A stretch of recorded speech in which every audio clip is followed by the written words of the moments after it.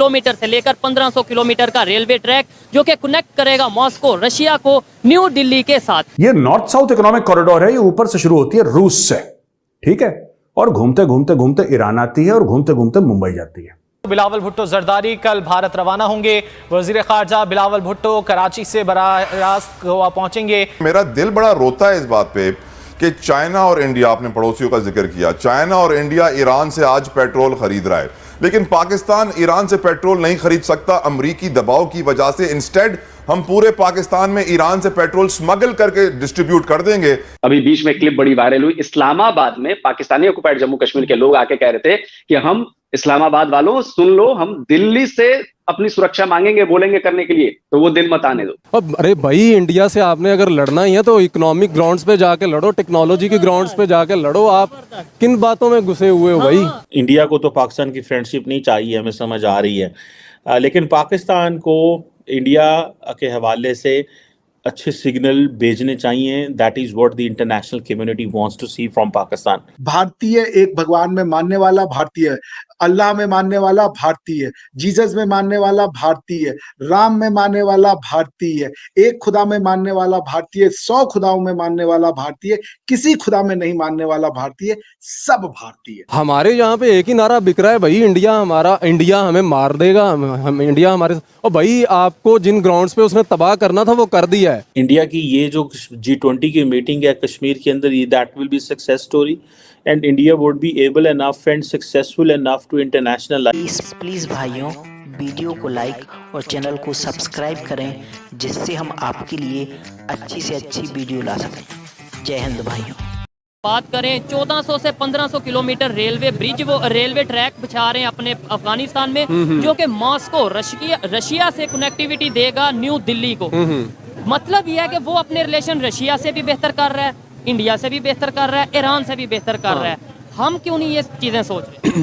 यार, असल में जब आप देखें कि जब पाकिस्तान बना 1947 से लेके अब तक, हम हमेशा ही प्रो अमेरिकन रहे हैं, जो कि हम एक खलीज पार करके जाके हम अमेरिका से अपने तल्लुकात बेहतर बनाने की तरफ लगे रहे हैं हमेशा से। मैं आपकी बात को आगे बढ़ाऊंगा, लेकिन आपने कहा हम हमेशा से प्रो अमेरिका रहे हैं। नो डाउट हमारी गवर्नमेंट ऐसे रही है, लेकिन हमारे पॉलिटिशियंस तो हमें ये कहते रहे हैं जो पाकिस्तान में गलत हो रहा है अमेरिका करवा रहा है। मतलब खुद उनके कहने पे चल रहे हैं और हमें ये बताया जा रहा है कि अमेरिका हमारा दुश्मन। असल में ना, इंसान नफ्सियाती तौर पे इस तरह तख्लीक किया गया है, या इंसान की नफ्सियात ऐसी है कि इसको कोई ब्लेम करने के लिए ना कोई चीज़ चाहिए होती है। तो हमारे पास जब हमारी पॉलिसीज़ नाकस होती हैं, या हमारा एजेंडा जो अपना होता है, जो गवर्नमेंट लेके चलने वाला जो एक फ़लसफ़ा होता है, ख़ासतौर पर फ़लसफ़ा भी नहीं कहना चाहिए, पाकिस्तान में तो कभी कोई नज़रियाती गवर्नमेंट आई ही नहीं है। हम बगैर नज़रिए के ही, बगैर आइडियोलॉजी, ओह यस डेफिनेटली, हम जो ये एक राग अलापते रहते हैं ना कि जी पाकिस्तान एक नज़रिए की बुनियाद पे वजूद में आया। आइडियोलॉजी ऑफ पाकिस्तान अपनी बुक्स में पढ़ते हैं, आपने भी पढ़ा होगा मैट्रिक की बुक में, आइडियोलॉजी ऑफ पाकिस्तान, पाकिस्तान का मकसद, पाकिस्तान बनने का मकसद, तो वो सब चीजें। हाँ, ये जो दो नज़रिया हमें दिया जाता है ना, टू नेशन थ्योरी जो हमें समझाई जाती है, आप बताएं यहाँ पे कौन सा रूल अप्लाई हो रहा है? यहाँ पे हम जिस टू नेशन थ्योरी की बात करके हम मज़हब की बुनियाद पे अलग हो गए थे हिंदुस्तान से, आप देखें यहाँ पे कौन सा ऐसा कानून है जो इस्लामी हो? यहाँ पे कौन सा ऐसा कानून है जो हमने इस्लामी नाफिज किया हो? यही बात जब हम अपनी गवर्नमेंट को करते हैं तो गुस्सा आता है, यही बात फिर अदारों को गुस्सा आता है कि आप ये सवाल ही क्यों कर रहे हैं। बिल्कुल, ये जो गवर्नमेंट आपकी होती है ना, ये बड़ी लिबरल सी अपने आप को रिप्रेजेंट कर रही है, या हाँ, अपने आप को लिबरल मनवाने के लिए, इसलिए कि हम दूसरे लोगों के करीब आ सकें। लेकिन ऐसा कुछ नहीं है, हम हर किसी से कटे हुए हैं। हम अपने जैसे कुएं का मेंढक है ना, वही हिसाब है हमारा, हम कुएं के मेंढक हैं, हमें पता नहीं है कि इधर क्या हो रहा है, उधर क्या हो रहा है, हमने उन लोगों के साथ कैसे चलना है और हमने अपने साथ वालों के साथ कैसे चलना है। यही टॉपिक का ये वीडियो को कवर करने का मेन मकसद ये है कि पाकिस्तान आइसोलेट होता जा रहा है, डिस्कनेक्ट होता जा रहा है तमाम इंटरनेशनल कंट्रीज के साथ, और जिन कंट्रीज को कभी हम पनाह देते थे या हमें बताया जाता कि हम तो ये छोटे कंट्री इन्हें तो बड़ी हेल्प करते हैं, वो कंट्री आज रशिया से रिलेशन बेहतर कर रहे हैं, इवन चाइना के साथ वो अपनी डील्स कर रहे हैं, इंडिया के साथ कर रहे हैं। उन्हें अक्ल आ सकती है, हमें क्यों नहीं? इस पे ना बड़ी मजे की बात है वो ये कि हम जियोपॉलिटिकल जो सिग्निफिकेंस होती है ना किसी भी कंट्री की, वो हम प्रॉक्सिमिटी पे, जैसे कि आपका करीब कितना कोई भी स्टेट आपके करीब तरीन कैसी है और उसके रिसोर्सेज कैसे हैं, ये जो जियोपॉलिटिकल सिग्निफिकेंस होती है ना प्रॉक्सिमिटी की, इस फलसफे को ना हमारी आज तक आवाम समझी, ना हमारी रियासत समझी।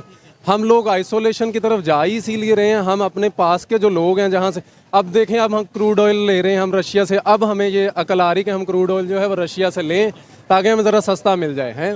तो हम क्रूड, ईरान के साथ आपके पाइपलाइन बिछी हुई है, आप लोग वहाँ से ले नहीं रहे हो। क्यों नहीं ले रहे कि जी आपका अमेरिका नाराज हो जाएगा। मेरा दिल बड़ा रोता है इस बात पे कि चाइना और इंडिया, आपने पड़ोसियों का जिक्र किया, चाइना और इंडिया ईरान से आज पेट्रोल खरीद रहा है, लेकिन पाकिस्तान ईरान से पेट्रोल नहीं खरीद सकता अमरीकी दबाव की वजह से। इंस्टेड हम पूरे पाकिस्तान में ईरान से पेट्रोल स्मगल करके डिस्ट्रीब्यूट कर देंगे ताकि बहुत सारे लोगों की जेबें भरी जा सके। जो एस्टिमेट्स हैं वो 300-400-500 अरब रुपए का पेट्रोल हर साल ईरान से स्मगल होकर पाकिस्तान में सप्लाई होता है, लेकिन हम उनसे खरीदेंगे नहीं क्योंकि पाकिस्तान का फायदा हो जाएगा।